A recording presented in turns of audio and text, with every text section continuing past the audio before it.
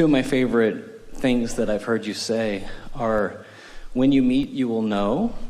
If you have deliberately calibrated something into vibrational beingness, when it manifests, you'll recognize it. The degree of your deliberation is the degree of that knowing, that certainty. Mm-hmm. Yeah. Yeah. So the other one was about, you don't have to go looking for this. So these are two quotes. My question is around how to meet a romantic partner. I really struggle with that. Well, you don't do that. Mm-hmm. Right. But sometimes you can't help it. Yeah. Why do you want the rain? Why do I want? Why do you want the rain? It's not why do you want to fill the void and the absence of loneliness and drudgery of going through this world alone. That's not going to get you there. But what is it about that is appealing?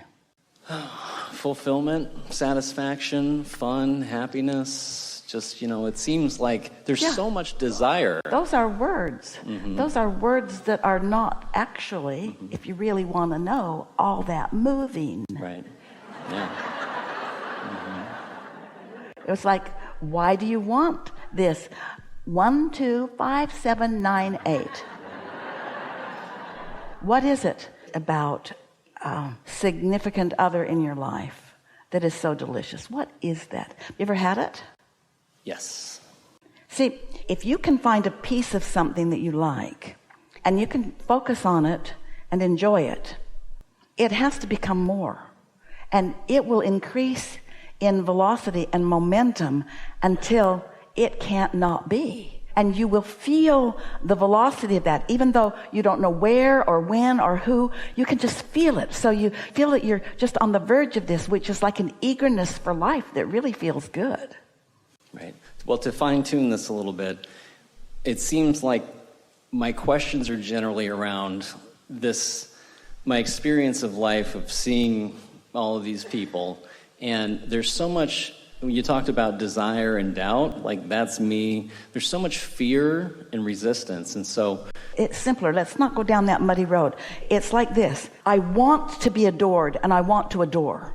Those are just words, but feel that. Get yourself into a position mentally where you are observing someone who is clear and communicative and tuned in and oozing good feelings and appreciating you while you're appreciating the other. In other words, there's this feeling of appreciation, and each of you has better timing than you've ever had. It's like you're just flowing in and out with each other. It's like ask and answer and answer and ask, and it's just so satisfying. Now, as we stay there, can't you just feel that? And haven't you had brief moments of that with different people? Stay there and feel that, and then broaden it. Put that person, put that relationship, the two of you, into a setting.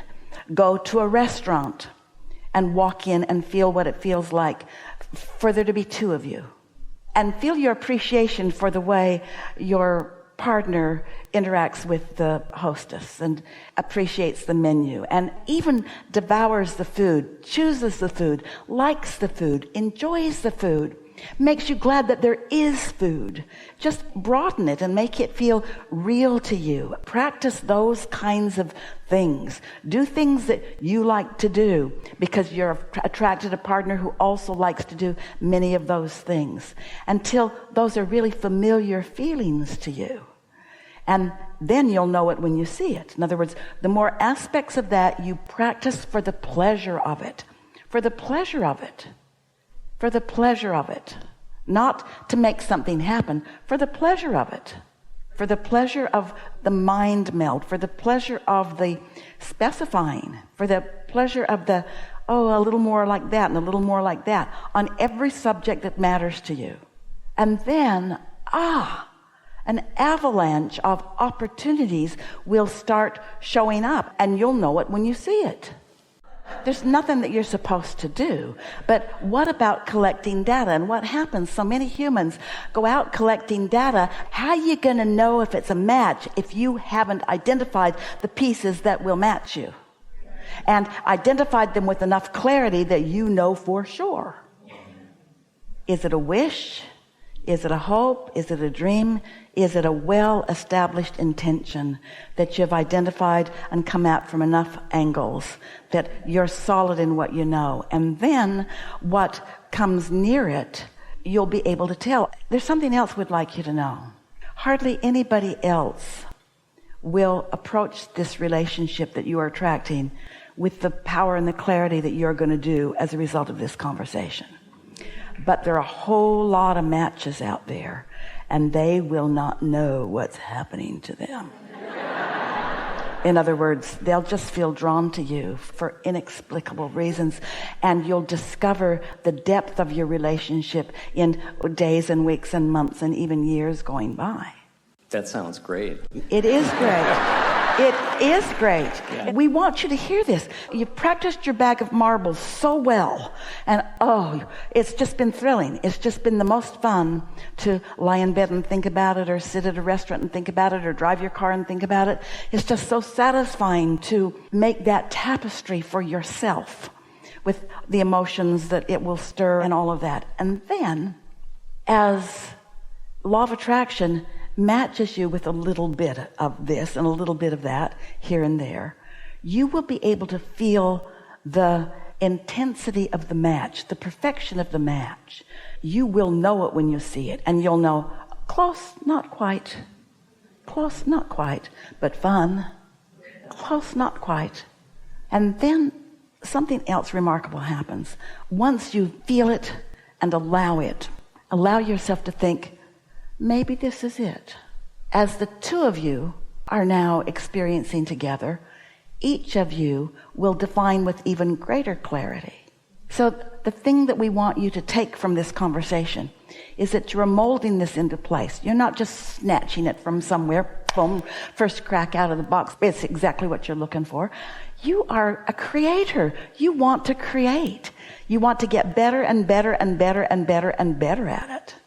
We would like you all, no matter what it is that you're in the process of creating, we would really like it if you were to listen to us and then practice it a little bit, and then were to say to us, I'm having so much fun with what I'm doing mentally that honestly, Abraham, it doesn't really matter if we meet up right away, because this is way fun. This thing that I'm doing. I'm bringing so much satisfaction to myself. In fact, I think I'm discovering who I am. I think I'm discovering the things I really like and why I really like them.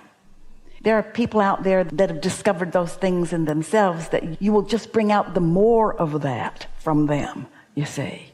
You could be and would be perfect strangers. You don't know each other in the flesh. You just know each other vibrationally. But your inner being has done all the vetting.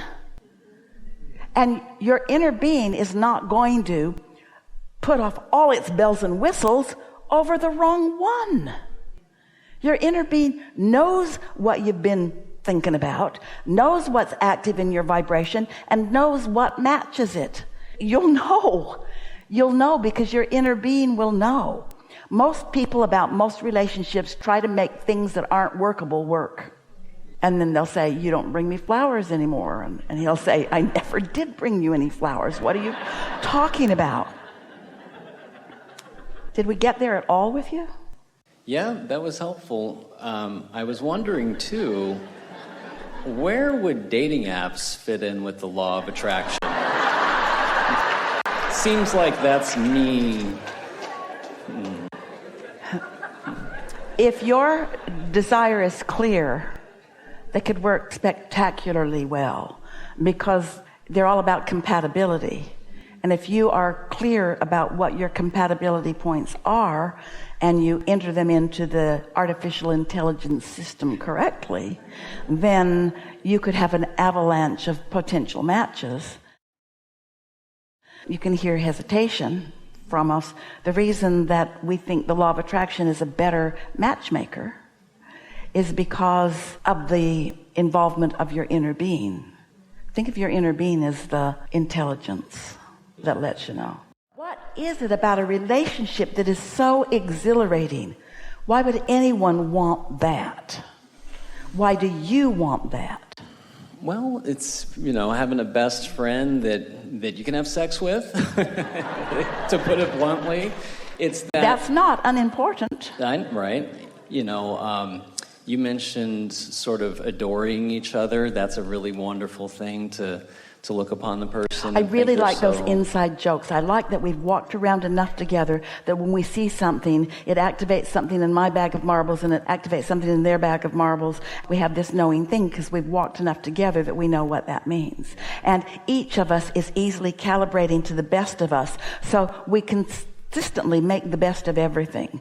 In fact, what I've noticed you're saying is that as I walked this earth alone, I did really good. But when two of us got together and we were on the same wavelength, really, really incredible, magical things began to happen. There's something about the power of us calibrating to each other while each of us is calibrating to our inner being that made it extra, extra, extra powerful. And I like that feeling of focus. I like not having to explain myself over and over again. I like not having to open a door and explain everything. I like somebody knowing who I am and knowing what I want and wanting to be part of something that feels good to me. Make it alive for yourself. I like eating the other half of something that somebody wants. I like sharing a meal if we like the same things, and it's nice if we do. I like sharing conversations. I like sharing friends. I like sharing movies. I like sharing. I like harmony. I like intensity. I like a little bit of contrast. I like reasoning together. I like thinking together. I like hatching new ideas together and not being on the same wavelength, and then each relaxing until we find a common goal in there and we realize that singularly we were this, but together we are so much more. I like the exponential power of two or more coming together and the thrill of aligning with our inner being. I like the power of alignment. I like co-creating better than I like creating, and I like a specific partner to co-create with who knows my mind and is in harmony with me. You said that a lot better than I did. Well, we got all of that out of your vortex. Every bit of it came from your vortex. But the thing that we want you to know is that all of you can feel it from what we've been talking about already here today. Don't put the kibosh on that. Don't let doubt step in. Don't let the waters get muddy. Take that feeling and milk that feeling. Speak in ways that enhance that. And don't wear yourself out on it. Let's take a step forward into deliberate creation together right now. See, what we just offered was easy for us because we're in your vortex and we can see what's there, and we just verbalized what's there. Well, if you're not in your vortex and you can't see it and you don't feel it, then for you to rampage when you don't feel it feels like a whole lot of work. And a lot of times it backfires on you. So the key, what we're talking about here, is find a way to feel something and then rampage about it. Find a way to feel it and then rampage. Don't rampage to create the feeling. Find the feeling and then rampage. And then it just gets bigger and bigger and bigger and bigger until you'll find yourself feeling like when you're with your partner, there just aren't words. There just aren't words to explain the perfection of this. It's not words. No words. No reason to explain. Just an assumption that you know it too. You'll know it when you see it. Over and over and over and over and over and over and over again. A lot of people come into a relationship and it's pretty frisky and good, mostly about sex in the beginning. Then, because there hasn't been any long-range planning, any in-depth soul alignment, then the relationship doesn't have a lot of nutrition, so to speak. And so they're always on the hunt for that fresh new feeling. But what we want you to hear is rediscovering that fresh feeling within the relationship that exists is way less trouble. And way more satisfying because you can go deeper and broader and further and higher. It's nice.